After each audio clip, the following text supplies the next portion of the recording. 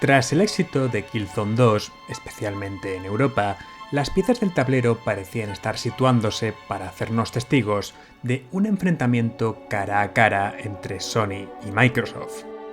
Xbox 360 y Halo dominaban con mano de hierro Norteamérica, mientras en el viejo continente PlayStation había conseguido recuperarse poco a poco de un inicio de generación dubitativo, provocado por sus propias políticas, y con la llegada del salto ISA a Helghan, por fin habían conseguido construir un digno contendiente para el jefe maestro. Una pelea sin cuartel que prometía ofrecernos un futuro brillante. Pero,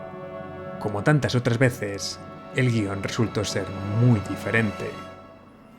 Por un lado, Bungie abandonó Halo tras Reach, que pasaría a manos del recién creado 343 Industries, que, aunque debutarían con una remasterización del título original bastante bien conseguida, con cada iteración de la nueva era de la franquicia la irían hundiendo un poco más, hasta reducirla a una sombra irrelevante de lo que un día fue.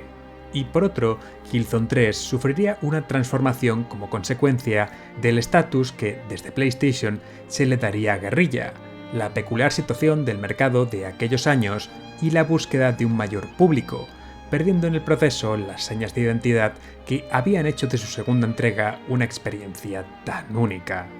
La guerra de guerrillas entre las ruinas de ciudades industriales, combates cuerpo a cuerpo en callejones oscuros, asaltos sobre defensas numantinas iluminadas por el rojo de los visores Helghast y armas pesadas e imposibles de controlar en automático, envueltos en una estética sucia y metálica, pasó a desarrollar una visión más colorida de Helghan y a una estructura de misiones segmentada al estilo de Call of Duty, en un intento de competir con una franquicia que cada vez crecía más y que ya superaba a Halo en importancia en casi todo el mundo.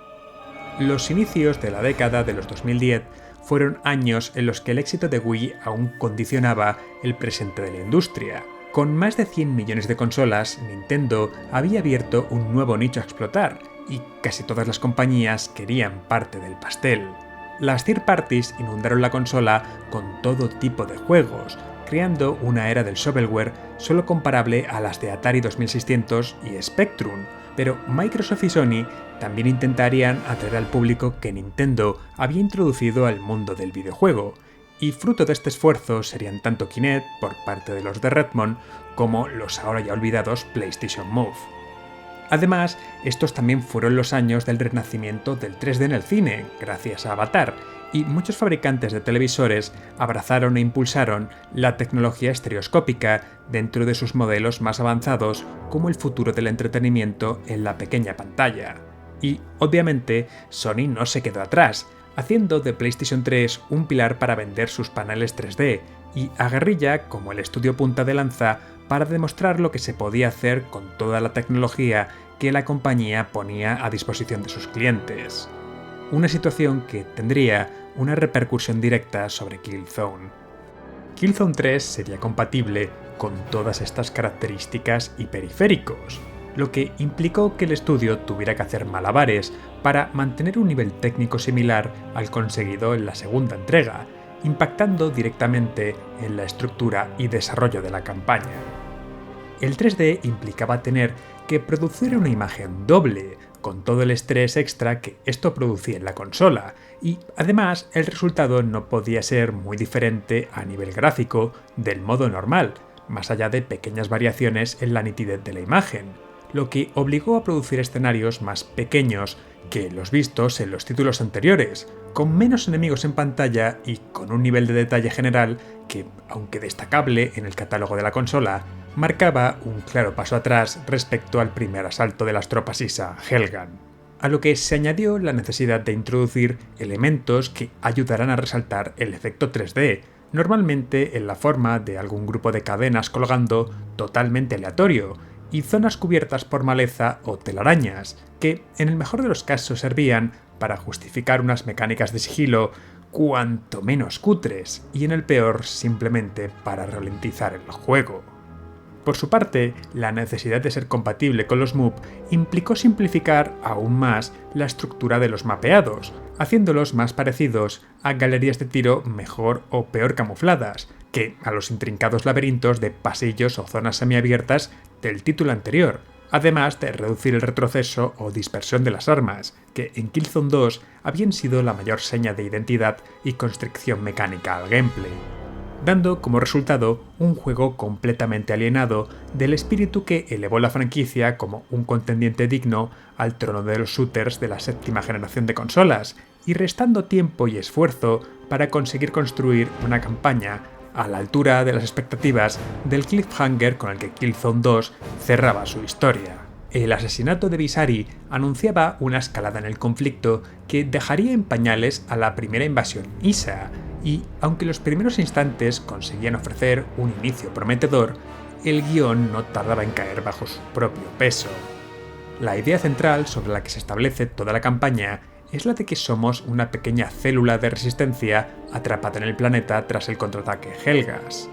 Si en el título anterior teníamos la inercia a nuestro favor y estábamos respaldados por una infinita lluvia de tropas de refuerzo desde las naves en órbita, en los primeros instantes pasamos a la defensiva, luchando por conseguir escapar del planeta antes de ser totalmente barridos por un ejército que ha conseguido sobreponerse al primer asalto y ahora nos supera en todos los frentes.